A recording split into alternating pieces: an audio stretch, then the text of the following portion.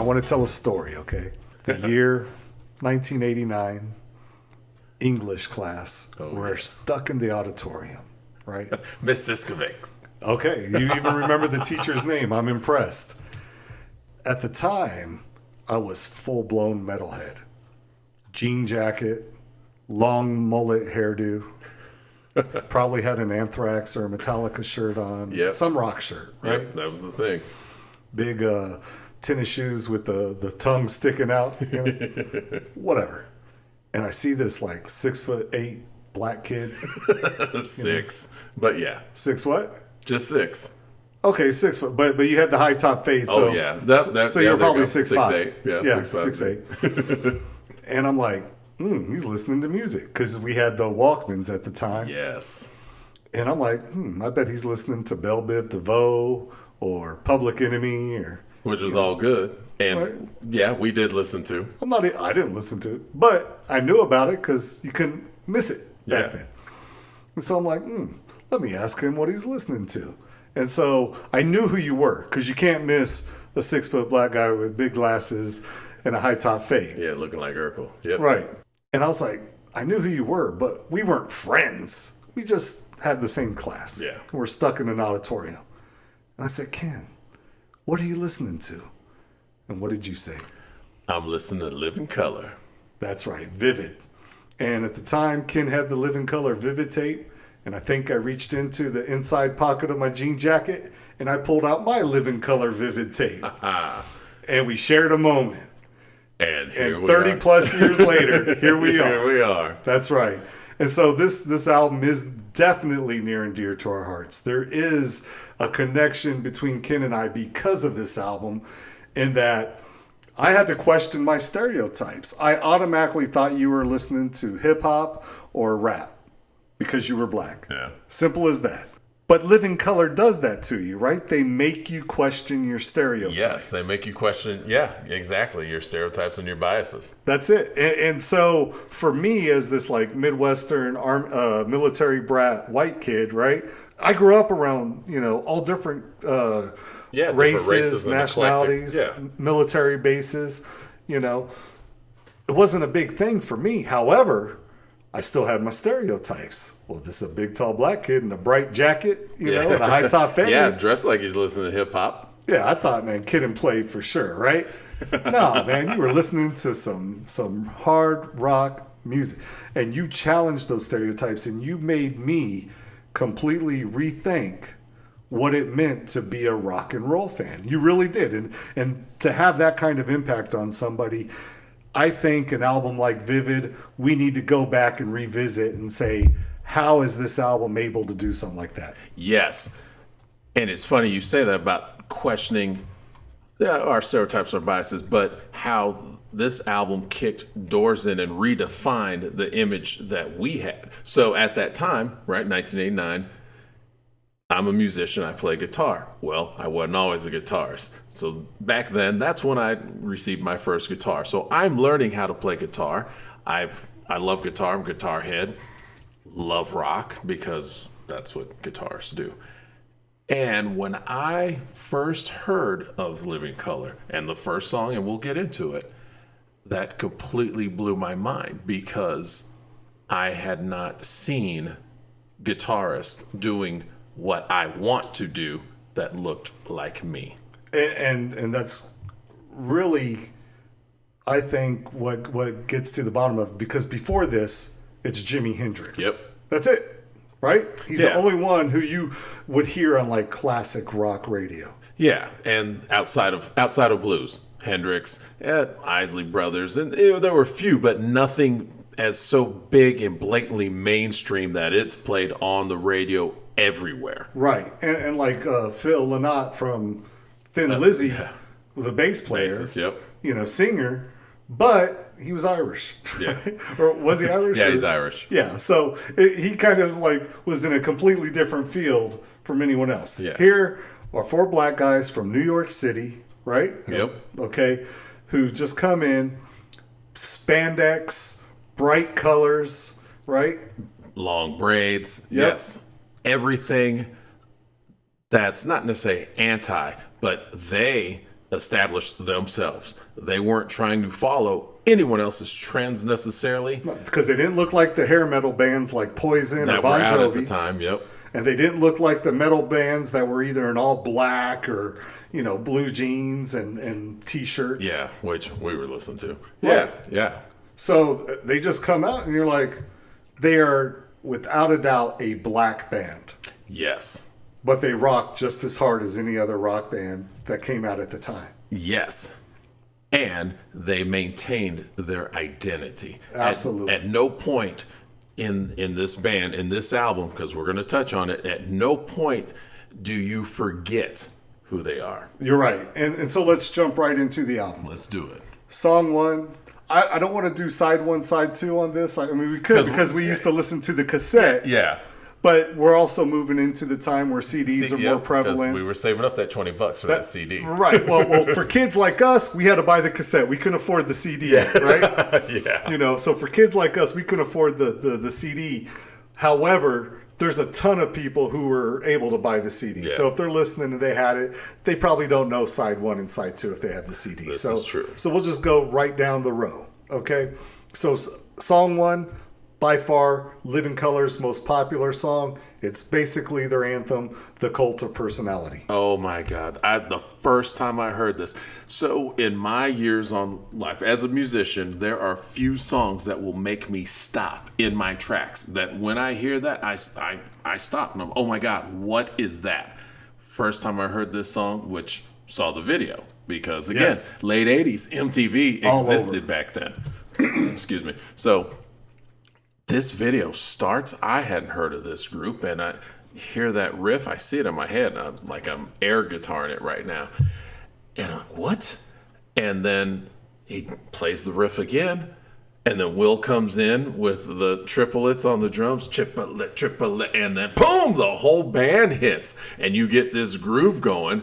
And then the turnaround on it where it goes asymmetric, like you're tripping over yourself, but then you fall right back into your groove. And I'm like, oh my God, what is this? And everything you just explained, I hear it in my head, but I would never in a million years be able to explain that. Because I know the song left to right. You cannot escape this song, Yeah. right? There's no way you could escape this song from like 1988 through 90. Yeah, it was everywhere, and I loved it. And looking at them and looking how, no, these men were black. They weren't trying to disguise it. They full on, this is who we are. Now, my man, the lead singer, or Corey Glover, was wearing like a Speedo suit or Yeah. what was he wearing? Yeah, like those body glove surf suit. Body glove surf suit, yeah. And so that was a little disconcerting, as a young teenager. Like, how is he rocking so hard? Because he had the long braids so he could headbang, right? The hair was moving with It the was headbang. flowing, yep. But it's like, how can he rock so hard but be wearing that bodysuit? I don't get it. It's just the colors, the living colors. Yeah, they jumped out. They jumped out, but they didn't match the music at the time, right? Because if you were seeing colors that bright, then that was with guys with teased hairspray hair and makeup on. Yeah, and that was the beauty of this video. It made us redefine that thought, that image. Absolutely. And for me, there are so many things about this song that kind of define not just the band, but also the 80s, right? Yeah. You have the hard rock riffs that just, it doesn't exist in music today, right? Sad but true. You had the video where in MTV 1980s, boom, it's in regular rotation, right? Yeah. And then you had the imagery from the lyrics. Yep. Mentioning Stalin, mentioning Mussolini. And Kennedy. And Kennedy. And the clips of those people in the video. Absolutely. Now, what I love about this is because this song, absolutely an 80s song, right? Like, this song kind of defines that era, right? True That story. late 80s, early 90s vibe. Yep. However, the theme of the cult of personality, it exists today It still exists today. It existed back then. It existed back in World War II. Yeah. It has existed throughout history. Yeah. It's a timeless theme. Yes, they didn't make the theme up. They did not make up that phrase. So right. Yeah. Yeah, like that phrase did not come into being in 1988 when it was released on Vivid. Because after hearing that, I had to look it up. Cult of personality, what is that? Yeah. Now, what really gets me is because the song is driven by Vernon Reid's guitar. And I'm really shocked that he hasn't received more universal acclaim. Am I just in the wrong circles? Am I just not reading the right articles? Or does he really not get the respect he deserves? Wow. See, so as a guitarist in the guitar world, he definitely receives the props. Now, the interesting fact as far as him not receiving, not say the accolades, but when he formed the band and he was shopping for the record deal, and he has a lineage. He's not just some guy who woke up one day playing guitar. He has a background. He is a renowned guitarist. And the record companies, executives were telling him, you can't do that. You can't play rock. Because they're like, yeah, well, I'm a rock band. But you're black.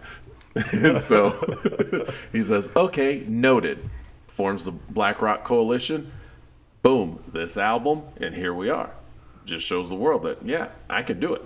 Okay, so not only was he playing the guitar and getting accolades there, but he was actually actively trying to change the perception of black artists and what they could do musically. Yes. I like that. That's really neat. I remember when they were given an award at an award show. I want to say it was the American Music Awards. I don't remember which award show it was.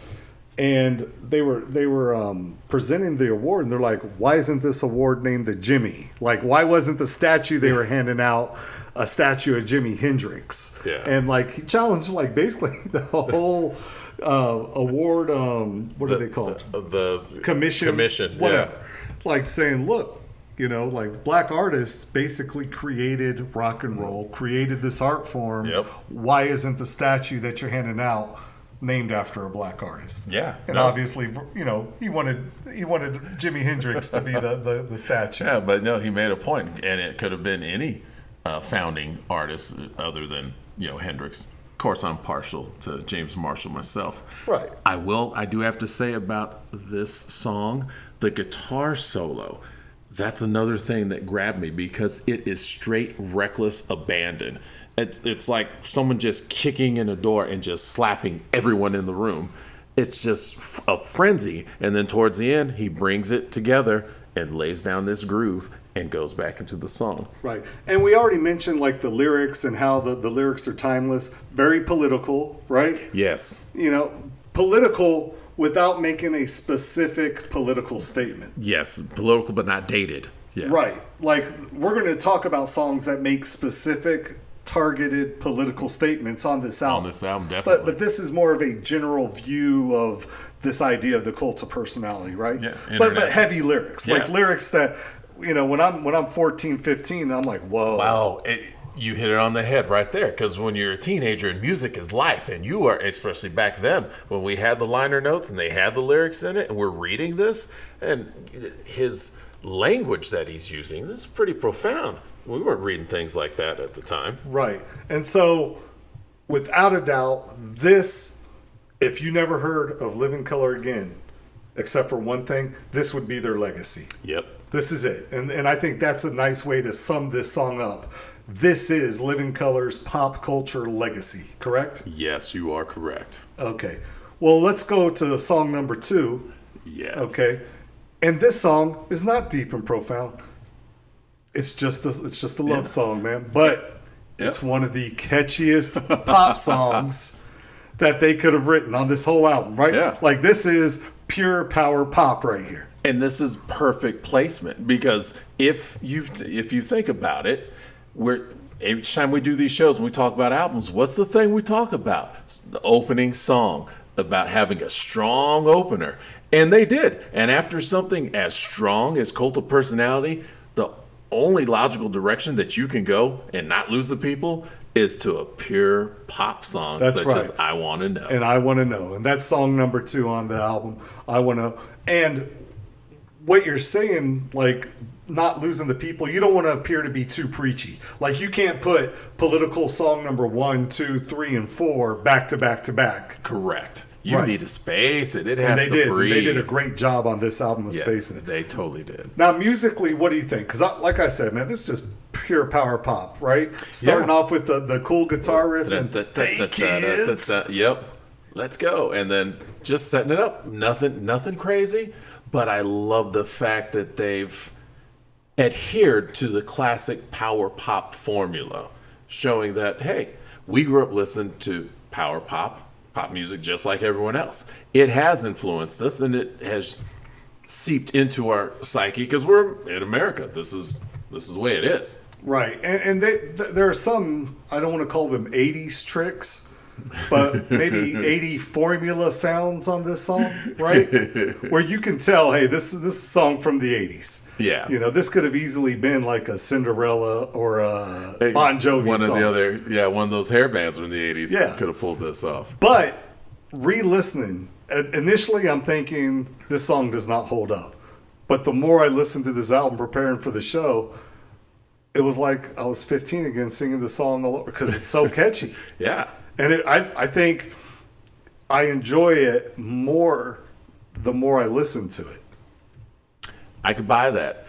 I've had to, as we've been listening to the album to prepare for this, I've had to step back because, again, 14, 15, I loved this album. That cassette tape, I literally wore it out back in the day. So I love every song on this album. I obsessively love every song.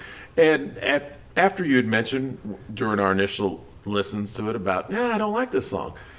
And I went back and I stopped and like, nope, I still like it, still love it. But I was able to embrace or catch that pop side of it. Right. And for me, that was hard for me to accept because where's that metal? Where's that hard rock? But knowing that I loved the song back then, and that I'm still able to sing along to it now, I think that deserves accolades. So True. And plus this shows that this song is track 2 also gives another indication to the world that you cannot define them. They will not allow you to define them. Right. Well, let's move on to song number 3. And I'm going to be honest, man, this was not one of my favorite songs growing up. When I heard Vivid, and I had my old Iowa Walkman, AIWA Iowa. Yep. I remember those. I just pressed fast forward on this one. And I remember the Walkman would only fast forward till the next song because it would catch that space in between and it would stop. I fast forward through Middleman. And so now I re-listened and I already had that bias in my head that I didn't like this song. Yep. So 30 years later, I'm listening to this song thinking, no, I don't like this song. And then all of a sudden I was like, oh my God. I was robbing myself all those days when I'm walking from my house to the gas station to get a bag of chips or whatever, or walking from my house to a buddy's house with my Walkman on. Yep. I robbed myself all that time. I could have been jamming to Middleman, man, and I just kept fast forwarding this song. But I really enjoy this song. It really, when you listen to that guitar riff, it's dark, it's ominous. I'm digging it. Oh, yeah. So I remember this. They had a video for this. I think this was the second video came out back in the day. Yes, this is their second single. Why I liked this song? Because this was the first song off, or that main riff was the first thing I figured out off this album with my guitar. Because you got to remember, this was teenage kid back then who looked like Urkel, had no friends, and all right, you were my friend. I wasn't your friend yet. Wasn't my friend yet. But yeah, so not the man I am now. And I had my guitar, and I would sit and I would listen, sit there on the edge of the bed, hit and play, hit and stop, rewind, and I figured that main riff out. Na na na na na na na. Oh my Lord, you'd have thought I won the lottery. That's cool, man. That you still remember sitting there learning this specific song. And that was amazing. Now that stoked the fire inside because now I had a connection to Vernon Reid because. Hearing Cult Personality, again, just reckless abandon. This guy is a monster on the guitar. And so you're not doing that. Yeah, I'm not doing that. At the time, I'm learning Mary, Mary Had a Little Lamb. Again, I'm just starting. I'm not even at year 1. I'm at like month. Like when a baby's born. Oh, it's a 10-month-old. Yeah, that's me on guitar at this time. That's funny, man. It's funny you mentioned the video because when I was rewatching the video, I could not get over how much Corey Glover looked like a member of Milli Vanilli in this video. And I thought about it because this album was huge, right? Oh, yeah. But this album wasn't Milli Vanilli huge, man. Like, it almost makes me question this idea of what people enjoy. Like, how could Milli Vanilli's album be more popular than Living Colors Vivid? That is true. And it almost makes me want to, and I know you're going to hate me for this, but I really think you and I should listen to the Milli Vanilli album and try and make sense of that album. Because that album is out of print. Yeah, and for good reason. But okay, but it's an out of print album that sold over 10 million copies. And has Grammys awarded to it. No, those got taken back. That's officially not true. Rescind it. Out. Right. So I think we should, man. In a future episode, we should listen to Milli Vanilli's Girl You Know It's True album. What do you think? Well, you're jumping off the bridge, and I guess I'm going to follow you. All right, well, we're going to do that. We're not going to do it next week. Yeah, no. But we're going to do it. Yeah, we just have to mentally prepare. Anyway, let's move on to song number 4, man, and that's Desperate People. What's your thoughts on Desperate People? Even now when I hear it, the Zeppelin influence parallel. It's there all over the song. It's like you hit it on the head when I was geeking out telling you, oh yeah, well, the asymmetric time, and you're like, man, that's the ocean. Yeah, no. Bottom line, if you think about it that way, as far as you got a straight time, then you got your hiccup and you get back into it. Yeah. Yeah, and when I thought of the ocean, because when we reviewed Houses of the Holy with the ocean's an album closer. I kept thinking, man, they should have made this the album closer, Desperate People, because it's such a powerful song. I don't think that way now, but initially I did. And what's funny is we have a good buddy, Dean, right? Yep. Another guitar player here in San Antonio. And Dean said, if you listen to that initial riff, man, it sounds like Saturday Night's All Right for Fighting from Elton John. Ooh, that is my favorite Elton John song. Transitioning into Zeppelin's Ocean. Like they took two great classic rock songs and combined them. And after listening to it, I was like, ooh, Dean's got something. Wow. I'm going to have to go back and do that now. Yeah, and we're going to mention Dean because Dean was with me when I re-listened to this album. So he had all kinds of notes. I was like, I'm stealing that. Oh, I'm taking Dean's notes. But I don't know, man. I'll talk to him and maybe we can get him on a future edition of this show. Yeah. So. But not this one. So, look, man, there are so many things to love about this song. The early riffs, that kind of nod back to that classic rock pass. Dude, Corey Glover, the singer, lets out this falsetto right before the guitar solo. Yeah, this is when he begins to display his range on this song. Oh, I love when vocalists, when they kind of keep it low-key at the beginning, and they build, and the volume of their vocals gets louder and louder, eventually to where this guy is just shouting. Yeah, that last verse. But carrying the tune. And it coincides, or it reflects the lyrics, because the music stops and the party's over. Now right. Your money's gone and your friends are too, your pride is too. But yeah, give me a chance have kept you under, the monkey get the best of you. And so, yeah, he's definitely reflecting the words and painting the sonic imagery. No, and he's great about that throughout the album of when to raise the volume, when to raise the energy, and when to lower it. He really is great about that, and I really wanted to point that out.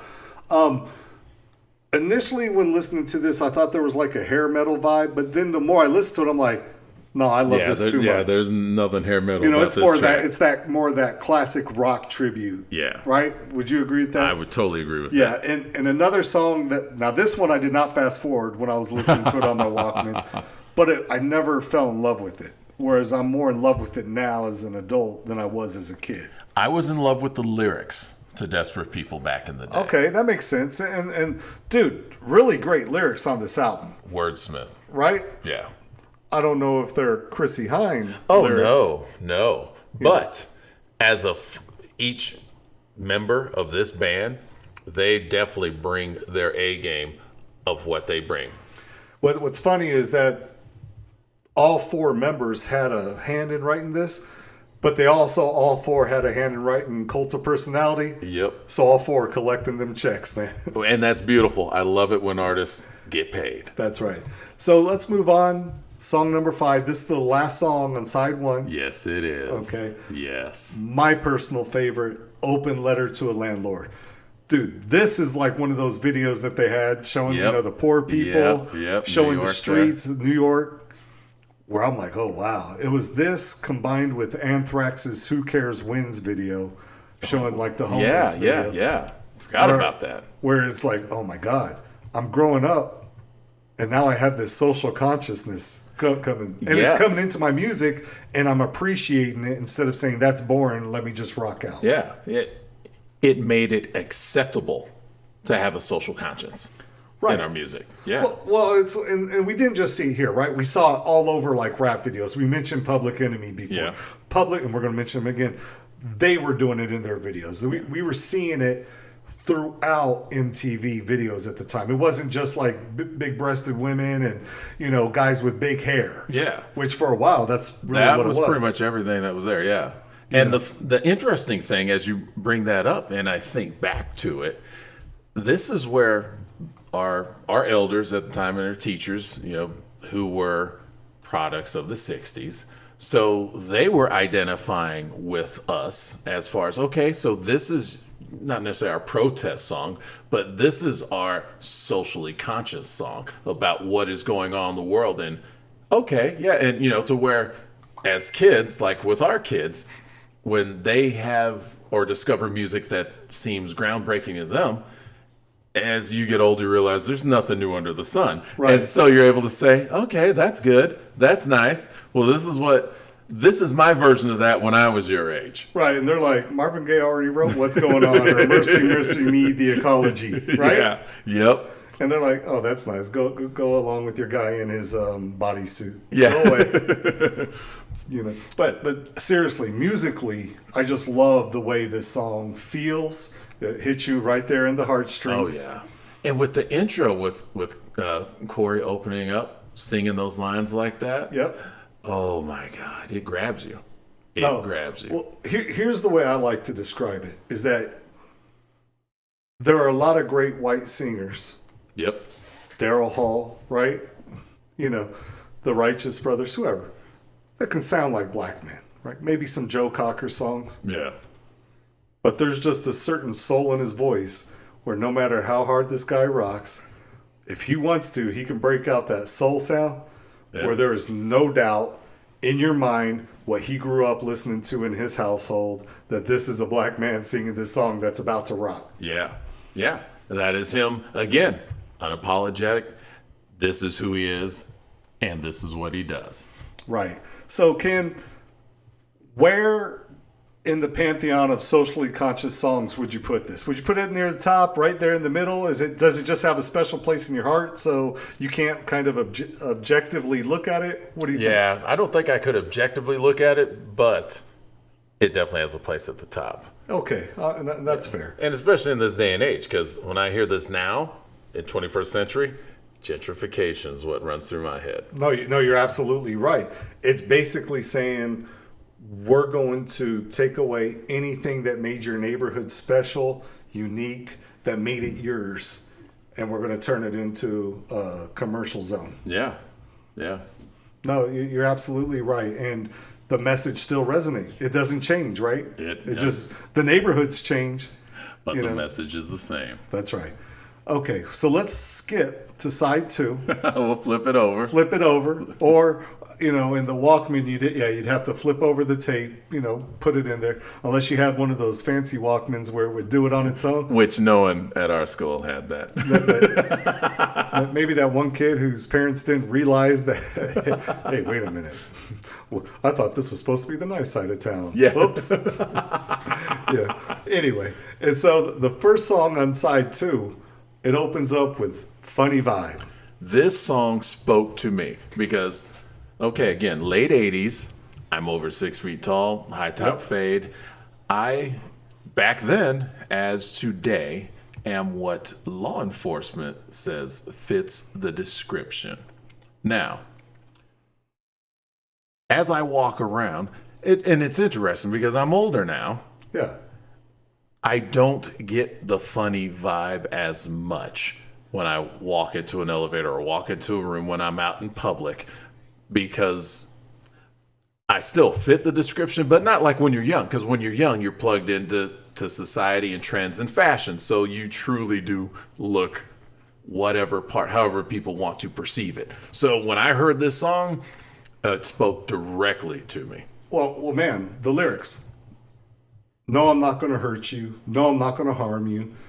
And I try not to hate you. So why you want to give me that funny vibe? Exactly. Because, then as now, I'm trying to go from point A to point B. I'm not trying to harass or do anything to you. No, and people are losing their mind. I mean, this song could be 2020 right here. Yeah, that was about. You hit me. This is 2020. You hit on the and head. It's surprising because we've seen in like the protest and the people out in the streets, social media, whatever. We've seen them. I hate to use the word incorporate because then it feels like it's commercial. Yeah. But we've seen them adopt. Let's say adopt. We've seen them adopt songs from the past, right? Yep. But not funny vibe. Do you think it's because of the sound, that the sound does have a very kind of 80s New Jack vibe to it? You know what I mean? I mean, and that's interesting you bring that up because you're right. As I have been paying attention to the news, social media, I haven't heard this song. Although I wonder if the kids who are doing the protesting and whatnot today, if they've even heard this. They don't even know if this song exists. Because realistically, think about it. Public Enemy's on this song with Living Color, and with all this going on right now, how many Public Enemy songs are you right? Like, why isn't "Fight the Power" being used? Which is even a more powerful statement. So, and nobody's using "Fight the Power," man. I just don't think the kids are aware right now. And that's just us showing our age. Yep. Because to me, Public Enemy will always be relevant. They will always be important. They will always be kind of the spokesman for that movement. Yes, and you're right. But for that 20-year-old out there marching right now, they have no clue Public Enemy. They don't know, man. It makes me sad, man. Yeah, because my teenagers, they don't listen. They call this old music. They call Public Enemy old rap. So, yeah. Whatever, man. Did you put those kids in their place? Kids for sale. You just turn up the radio in the car and drown them out, right? That's what I do. Yep. Anyway, I get it. But to me, the video, and it's actually weird because the video for this song, they actually used a more hip-hop version that included Spoonie G and the Treacherous 3, a sample from them. Yes. You remember that old school rap? And it was called the Funky Vibe Mix. And dude, it had this guy. Do you remember them placing all the stickers of the racial epithets on the guy? Yeah. And then putting tape over his mouth. Yep. I mean, that was a powerful video. Very powerful. But didn't get a lot of play because, that was controversial. That was very controversial. Right. So you weren't going to see it on MTV. I think they released on like one of those home videos that had all the videos from the album. VHS tape. Yeah. Right. Or you would be able to watch it. They used to have that. What was the video jukebox? Yes. The video jukebox where you could, all the videos that MTV wouldn't show, you could go pay 99 cents, call in, right? You'd have to call in. Give up your mama's credit card to get that video jukebox song. Man, we're dating ourselves. It doesn't matter, man. That's why we go through this time machine and talk about these albums. Anyway, let's go to the next song, man. Now, the next song is a cover. Whoa. And before we did this show, we listened to the original and we listened to the one on this album. This is Memories Can't Wait. And this is a Talking Heads cover. Which is interesting. Because, as we discussed earlier, Talking Heads, I was telling Will, the Talking Heads are like The Who. Either you like them or you don't. There's no in between with those two bands. I love The Who. And so that's how it is with this song. What I appreciated listening to the original is that Living Color took this song and they made it their own. No, they absolutely made their song. This is the way I describe it. The Talking Heads make music that I want to say is closed off to the general public, right?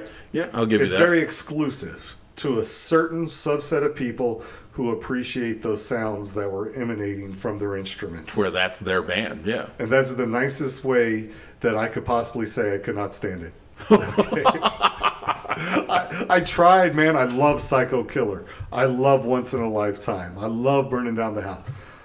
I could not listen to this Talking Heads track. See, and that's the beauty of it, because had Living Color not chosen this obscure, I'm going to say this obscure track off that album, we would have never known. It wasn't a single. Right, we would have never seen. So what Living Color does is they take that song and they make it accessible to the masses. Yeah, and now, since this was a top-selling album, people hear this song. People, at case in point, a kid down in Texas with a high top fade, he hears this song and he's blown away. Right. You know, and not knowing that it's a Talking Heads song. And I remember the Talking Heads because, again, MTV. Oh, the guy in the suit and popping up, same as it ever was. That's their song? Oh, my goodness. You know what's interesting is now I'm trying to picture Corey Glover singing like with the music from the Talking Heads. Like if you would have put his voice on Talking, or put David Byrne in Living Color with Vernon Reid wailing around on the guitar. Oh, wow. That would be interesting. And, you know, I don't know, man. I really enjoy this cover. And here's the thing. And so I just kind of like dissed the Talking Heads. Yeah. They have the structure of a really great song. I just want to hear Living Color singing it, not them. Yeah. And I mentioned this too. And if you're a Talking Heads fan, I apologize. I try to keep my mind open to all forms of music, Ken. You know yes, that, we do. And I we do a pretty couldn't good job. And I appreciate the fact that you're honest about it. That, hey, when it doesn't grab us, it doesn't grab us. But when it grabs us, it grabs us. That's right. Like this song, this version, this cover grabbed me. Till the day I die, whenever I hear Vernon Reid with that pickup note into this song, oh, it's jumping into the fire. I love it. No, I'm with you right there. Here's a song I love even more. Okay? And this is song number 8 on the CD, but song number 3 on the cassette, right? Side 2. Yep. Broken Hearts. Now, Ken, remember how I told you I'd fast forward side 1? Yep. I kind of fast forward all the side 2. Oh, when I was wow. a kid. I couldn't listen until we got to Glamour Boys, which we're not talking about yet. Yeah. But I kind of went from a funny vibe, then I would fast forward Memories Can't Wait, and I would fast forward Broken Hearts, get to Glamour Boys, then fast forward all the way to the end so I can listen to side 1 over again. You know, but in your defense, well, it makes sense because we're kids. This is a love song, and I don't know why this didn't come to me shows back and you asked me my favorite love song, because I do love this song. And, you know, at the time, we were kids. Life hadn't exposed us to the delicacies and... It had not punched us in the heart yet. Yes, thank you. Yes, I was trying to figure out how to say that in a nice manner. Yeah. But yeah, we had not been punched in the heart yet. So I could see why you would just push through this song. But as an adult who's lived a little bit of life, who's been punched a couple of times, as we all have. Well, I'm not saying that my circumstances are special. We've all been punched in the heart. Yep. Oh my goodness. Now, Ken, I have had the privilege of not only listening to this as an adult with those new experiences, Yep. but also hearing you sing this with just you and an acoustic guitar in a bar. And you know, if somebody can strip a song down to its bare essentials and sing it with an acoustic guitar and hit somebody in the feels, that's a great song. Yes, you are correct. That is a well-written song. And so like song 3 on the first side, Middleman, this was the first complete song I learned. And by ever? By ear. Off this album. Oh, okay. So it might have been like the 4th or 5th song ever I learned. Okay, from start to beginning? Yeah, since I was starting to play guitar at this time. Okay. And the beauty of this simple love song ballad And it's funny going back to the 80s. It's the same formula as the other hair band power ballads that we were listening to back then. Is it that CGD? Yeah. That 145? Yep. I And got the you. G and the C. Yeah. So they touched on that formula, but of course, clearly they didn't buy into the formula full on. And so I figured out, and then reading the lyrics, again, a wordsmith on this album. And so there, some nice heavy lyrics and the melodies he has going as he's singing. Right. Yeah. Oh, Corey Glover, man, like He won me with this song. I want to listen to like future Living Color albums and wonder why they weren't as popular. I don't know if they just lost track of where they should have gone, or if I was missing out all these years. I do these deep dives where I'll take an artist and I'll just listen to their entire catalog. which so is I can either impressive. rediscover or discover or reappreciate, an artist. And I think I'm going to do it after listening to Vivid again, because I stopped after Vivid. I never went further than that. Time's Up, nothing, I never did went until they past broke that. up. So since they've reunited, I haven't picked them back up. So no, I think I need to, because I had that new appreciation for Corey Glover. Dude, we have not even mentioned Mus Skillins yet, Or Will Calhoun. or Will Calhoun. But for this one, Mus Skillins, in a love song in 1988, gets a bass solo in the middle of his love song. And it was a sweet solo. It was a sweet solo, and it led into a beautiful guitar solo by Vernon Reid. And I will say, the bass and the guitar solo on this album are so melodic. As far as the instrumentalist goes, instruments, they chase sound and they try to chase the human voice. You can sing both of those guitar solos. I'm sorry, the guitar and the bass solo. Right. And that's when you have a good melody. It's like with Stevie Wonder, Sir Duke. If you can sing it, it's solid. It's going to stick. That's it. And we've said it over and over again. Give me something I can sing along to. Give me that melody, right? Yeah. And no, this doesn't. And there's little things in here. Like, I'm so ignorant, man. I'm not I'm not an official guitar player. I've picked one up before. Anyway, I always thought it was a slide guitar. And then our good friend Dean, who we mentioned earlier, was like, no, man, those are called swells. Where you adjust the volume. Hit I was the note like, and swell up with the volume. But the great thing about those swells is that it makes it sound like the guitar is crying. Yeah, I like Which, that. once again, when I'm 14, 15 years old, You're not wanting to hear that. I don't want to hear that. Yeah, not until 45-year-old man punched in the heart. I'm like, oh, wow. Yeah. Because, my ignorant self, I thought it was a slide guitar this whole time. Now, I will say, as far as the instrumentation of this song, Till the Day I Die, not a fan of the programmed horn, the horn patch. And you're the one who told me that those were programmed horns. I just, I'm ignorant. I thought they were real horns, man. No, I get it because it's a 4-piece band. But, and you know what? That's a small price. When I see them live, hey, play the patch, because guess what? I'm going to be there and I'm going to oodle. Well, when they were breaking down with the harp solo towards the end, I really wish they would have just gone full-blown horn section and just kind of raved it up at the end, and they didn't. And that's what keeps this song from being my favorite song on the album. I'm glad you mentioned the harp solo, brother, because I almost forgot to mention, you know who that is? Who? That's Mick Jagger. No. That is Mick Jagger on the harmonica. You mean the Mick Jagger, who then produced the next song on the album, which was their third video, right? Third or fourth music video. Yes. Their third single, right? Yeah. And that is, of course, Glamour Boys. Yeah. Now, Ken, I loved this song back in the 80s. I loved the video, and for those who haven't seen it, you can watch it on YouTube, right? Yeah. It's basically like people who are walking around with like plastic heads, right? Yeah, fake people.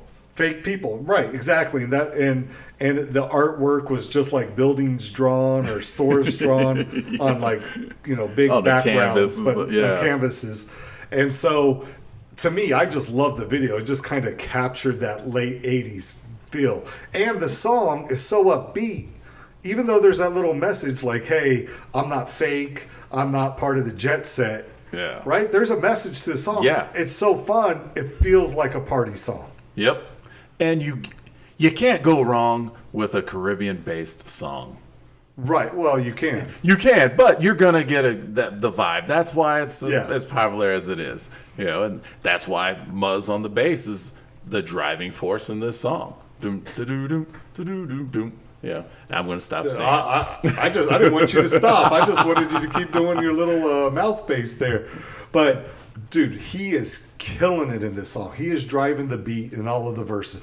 And again, when I'm talking bass players, I'm talking John Entwistle of the who you mentioned earlier. Yep. Right. I'm talking Geddy Lee of Rush just because he's Geddy Lee of Rush. Okay. I'm talking Jack Bruce of Cream. Right. Yeah. Paul McCartney. I'm not thinking of Muzz Skillings until this album. Yeah. About to say it's because you didn't know of Muzz Skillings. Because I didn't know. I just thought guy in bright outfits in the videos. Yeah. And because people don't realize each member of this band, they are a power player on their instrument. Will Calhoun, he comes from a jazz background. That's the drummer. The drummer comes from a jazz background. He was in a band with Pat Metheny, jazz guitarist, Jaco Pastorius. Another great bass player. Yeah, they had a documentary on him. Yeah. Yep. Both of those individuals are sickening. So is Will. They were Joni Mitchell's backup band on an album. Okay. And where did our man Vernon Reid, where did he come from? Vernon, he did a stint avant-garde free jazz with, make sure I get his name right, Ronald Shannon Jackson. He was a drummer, avant-garde free jazz drummer. Don't go down the rabbit hole. Yeah, man. You'll never come out. He's a guy who played with big names in jazz. Let me put Charles Mingus. Got you. Okay, let's move on. That's all you gotta say. You can't, because nobody you're gonna say is gonna impress me more than Charles Mingus. So let's just keep going on. One last thing about this song, this track, as you mentioned, Mick Jagger produced it, and he played on the previous track before, because Mick Jagger and his solo, and when he does his solo albums and stuff, he and the other members of the Stones, big proponents of talent and of new talent and of helping people break. Right. Which is something that's lost today. You don't see that or hear about that as much anymore. Bowie was a big proponent. And so when you see that, I just want to give a shout out to it and say thank you, Mick Jagger, that he does that. So, Vernon Reid played for him because Mick Jagger has sick guitars. When he's not with the Stones doing his solo thing, sick guitars. He had Satriani with him for a while. Snap, Tangent, Stones, Living Colour, Tangent. If I remember correct, Living Colour opened for Stones on the Steel Wheels tour with this album. That's right. You're absolutely right. I think Guns N' Roses did a leg of the tour, and Living Colour also did a leg. That's right. That's interesting. Yeah. Well, let's move on to the next song. Song 10, What's Your Favorite Color? The theme song. Yeah. And as a kid, loved this song. Still love this song. Right. As a kid who was only playing guitar for a few months and change, it had one effect on me. Now, as a grown man, a grown musician with some time under his belt and years on stage, this makes sense. This is their live song. This is the song where you see him in CBGBs. And you can sing back at him. Yeah, I remember the band, Living Colour. It's not, I saw this band. No, you remember now. They told you their name. You sang it. And this is their funk song, right? You could easily see someone back in the 80s, Prince playing on this song, right? Yeah. This is that funk song. This is a party anthem. Would you agree with that? Yep.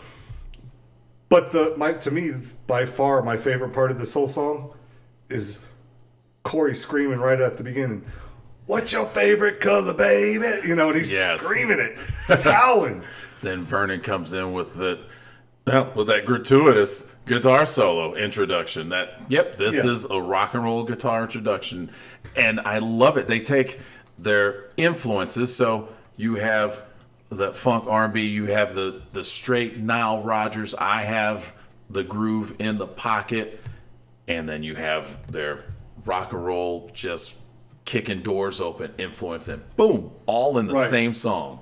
Well, and this is a fun song, but to me, it's not one of the stronger tracks on the album. No, this is, like I said, this is their live song. This is you see them live, maybe back in the day, this is what you're going to hear, and they probably needed a filler song. I would say this is their filler song. I think you're right with that. So let's go to the final song on the album.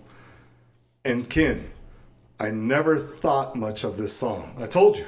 I fast forward after Glamour Boys, man. I went back to Cult of Personality. Yeah. Oh my God. For 2020, is there any more powerful statement than the last song of the album, Which Way to America? This song spoke to me the first time I heard it when I was 14, man. But I didn't grow up in your circumstances. And that's the beauty of it, is that oh my God, yeah. I'm going to say 30 plus years ago when we heard this, yeah, we were completely different people. That's why it resonated with me, because in my world and in today's world, we are accepting the fact today that there are two Americas. Right. And so for me, I always thought, well, I'm from a military family. I grew up with black kids. My best friend growing up, this kid Ronaldo, who I used to go searching for G.I. Joe figures with, right? Yeah. We grew up around Mexican kids, Asian kids, white kids. We were in the military. You know, our families were in the military. It was kind of a melting pot. Didn't even think about color that way.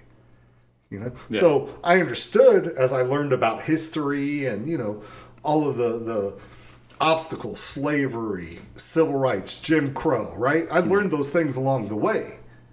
However, I never looked at it that way just because I was kind of shielded on military bases. Not saying it didn't exist on the military bases, but you don't see it. That's how you know this racism, this separation, it's socially constructed. It's not real.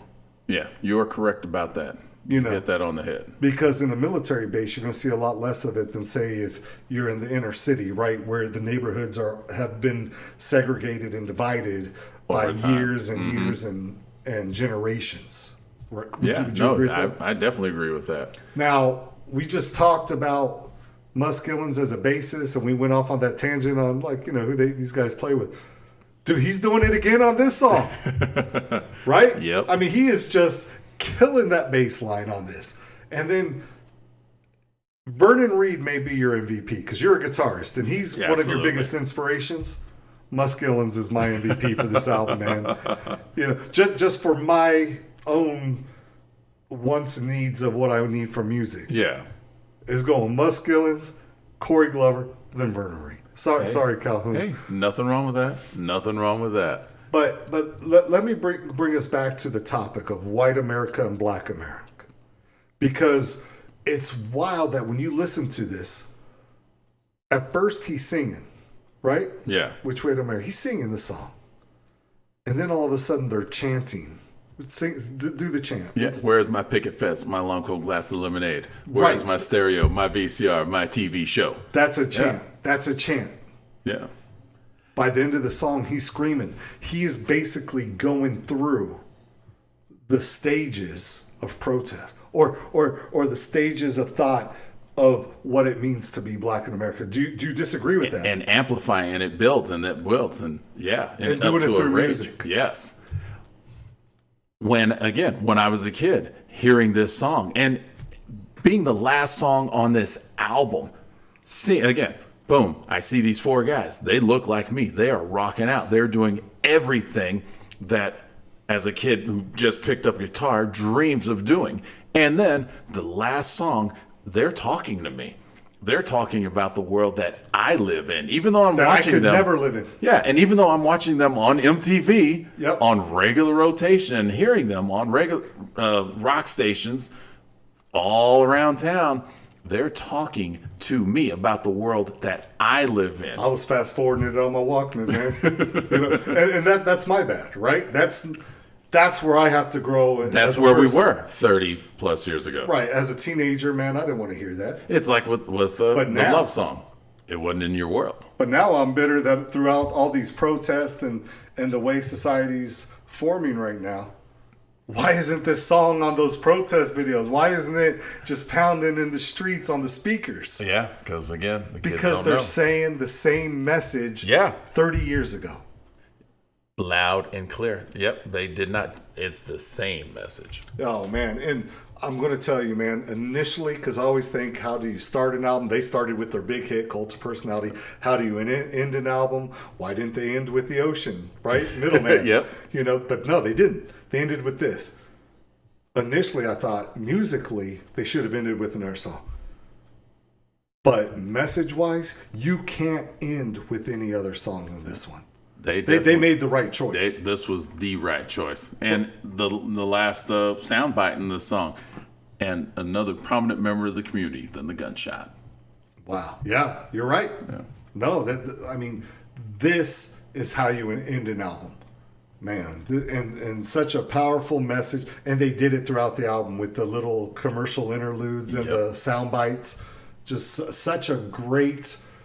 I don't want to call it a concept album because it's not, right? No. But you could have easily named this, and this is just my white mind thinking, you could have easily named this album What It Means to Be Black in America. Yeah, you right? could have. Okay. I just wanted to see if you agreed with that as my resident black friend here. Though I'm glad they chose the title Vivid. There you go. Okay. Anyway, let's sum this up, Ken. So, Ken, I know this album is near and dear to your heart. Your favorite song, least favorite song? Whew, since I love all 11, I would have to say my favorite would have to be the cover. Memories Can't Wait. Yeah. Okay. Because I would have went with Broken Hearts, but that's a little too obvious for me. Right. But yeah. And least favorite. Ooh. Come on, man. I would. I would probably have to go with Desperate People. What? Oh, you're breaking my heart. Again, you just asked me to pick the ugly girl in Destiny's Child, man. It's all good. We're going to be all right. I actually fast forward to that song. Again, ugly girl in Destiny's Child. You're doing fine. For me, my favorite, it was my favorite 30 years ago when I listened to this. It's my favorite now. Open Letter to a Landlord. Still resonates, still means it. Broken Hearts, a close second. Yeah. Message-wise, Which Way to America, and the way Corey sings it might be my favorite performance on this album. Yeah. Least favorite has to be What's Your Favorite Color of the theme song. Okay, yeah, I'll give you that. When the song peaks after the first 2 seconds, it's time to wrap it up. That's just because it has that great howl, that great scream at the beginning, you know, and then it was on to the races. But for everybody out there listening, we want to know if you've heard this album, what your favorite song is, what your least favorite song is. When do you remember first hearing Living Color? We want to hear your feedback, so please leave comments and let us know what you think. Yes, and tell us what you think about any of their other albums. Share what you know. Share any tidbits you have, because these guys have been around. We've been around. So I'm sure you've interacted with them. Share stories with us. And if you enjoyed today's show, please hit the subscribe button and please like the show. Until next time, Peace out. bye.